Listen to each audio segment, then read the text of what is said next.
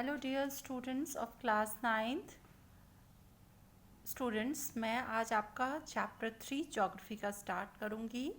आपका चैप्टर 3 है अपवाह। अपवाह का तात्पर्य है बहना। किसी क्षेत्र के नदी तंत्र को हम अपवाह कहते हैं। नदी का जल जिस क्षेत्र में प्रवाहित होता है उसे हम अपवाह द्रोणी कहते हैं। और जो भी उच्च भूमि दो आसपास या दो पड़ोसी अपवाह द्रोणियों को एक दूसरे से अलग करता है उसे हम जल विभाजक कहते हैं। विश्व की सबसे बड़ी अपवाह द्रोणी अमेजन नदी की है। कहने का तात्पर्य है कि अमेजन नदी का जो प्रवाह क्षेत्र है वो विश्व में सबसे ज़्यादा है। भारत की सबसे बड़ी अपवाह द्रोणी गंगा नदी की है। बच्चों, हम बात करें भारत में अपवाह तंत्र की। भारत में अपवाह तंत्र का नियंत्रण मुख्यतः भौगोलिक आकृतियों के द्वारा होता है। आपने चैप्टर 1 और 2 में पढ़ा है कि किस तरह से भारत के उत्तर में विशाल पर्वत श्रेणियां हैं, भारत के दक्षिणी प्रायद्वीपीय क्षेत्र में प्रायद्वीपीय पठार है और बीच में उत्तर का विशाल मैदान है। ये सभी भौगोलिक आकृतियां भारत के अपवाह तंत्र पर नियंत्रण करती हैं। इनके आधार पर भारतीय नदियों को हम दो मुख्य वर्गों में बांटते हैं। सबसे पहला जो है वो हिमालय की नदियां हैं। हिमालय की नदियों में मुख्य जो नदी तंत्र हैं वो है सिंधु नदी तंत्र, गंगा नदी तंत्र व ब्रह्मपुत्र नदी तंत्र।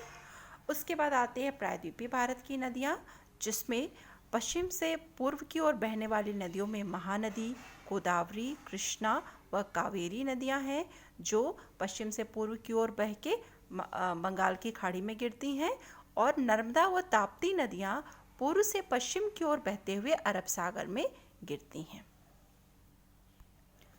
आइए स्टूडेंट्स, अब आप देखिए कि जो अभी हमने जल विभाजक की बात की थी कि दो पड़ोसी अपवाह द्रोणियों को एक दूसरे से अलग करने वाले उच्च भूमि को हम जल विभाजक कहते हैं। तो चित्र में आप देखिए कि दो अपवाह द्रोणियां हैं।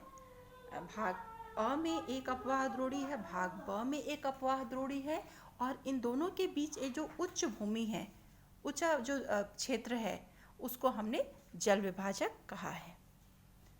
स्टूडेंट्स, आप देखें भारत का ये जो मानचित्र है, भारत के मानचित्र में देखिए जितनी नीली लाइनें हैं ये सभी भारत में नदियों को दर्शाती हैं। तो आप देख सकते हैं कि भारत में नदियों का जाल बिछा है, और जिन नदियों के अभी हमने नाम पढ़े हैं उनको आप भारत के मानचित्र में लोकेट कर सकते हैं। दक्षिण की नदियों में देखिए नर्मदा और ताप्ती नदियां हैं, और पूर्व की ओर देखिए महानदी है, कृष्णा, कावेरी, गोदावरी, ये सारी नदियां हैं। और उत्तर में देखिए गंगा नदी है, यमुना नदी है, ब्रह्मपुत्र है, चंबल नदी, सोन नदी, कोसी नदी, बहुत सारी नदियां हैं।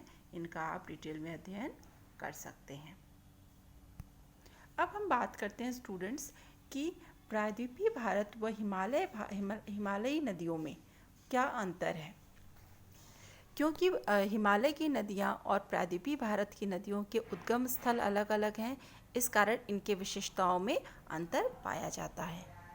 हिमालयी नदियां क्योंकि बर्फीली हिमालय की चोटियों से जल प्राप्त करती हैं, इस कारण वो सतत वाहिनी यानी सदा बहने वाली नदियां होती हैं, जबकि प्रायद्वीपीय नदियां वर्षा से जल प्राप्त करने के कारण असतत वाहिनी या मौसमी नदियां होती हैं, यानी वर्षा ऋतु में इनमें जल भरा रहता है और शुष्क या ग्रीष्म ऋतु में इनमें जल की मात्रा कम हो जाती है।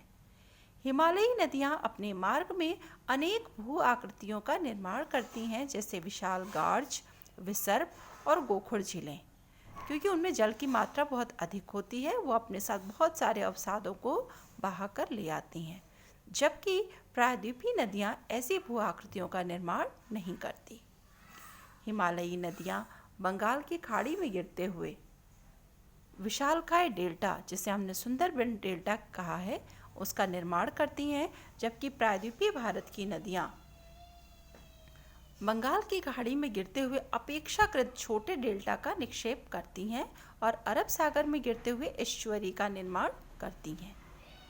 हिमालयी नदियों का प्रवाह क्षेत्र बहुत बड़ा होता है, जबकि प्रायद्वीपीय नदियों का प्रवाह क्षेत्र हिमालयी नदियों की अपेक्षा छोटा होता है।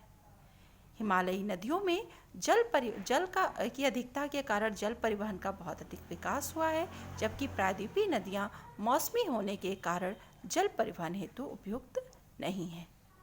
तो स्टूडेंट्स, आपने इस चैप्टर में पढ़ा कि किस प्रकार जो है किसी नदी के जो अपवाह क्षेत्र होता है उसको हम अपवाह द्रोणी कहते हैं, और जो उच्च भूमि दो पड़ोसी अपवाह द्रोणियों को एक दूसरे से अलग करती है उसे हम जल विभाजक कहते हैं।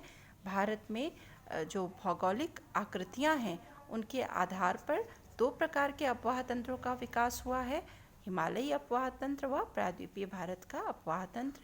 उनकी जो मुख्य नदियां हैं उनके बारे में आपने पढ़ा, और उन नदियों में क्या अंतर है ये भी आपने पढ़ा। तो स्टूडेंट्स, आज के लिए इतना ही। Thank you so much.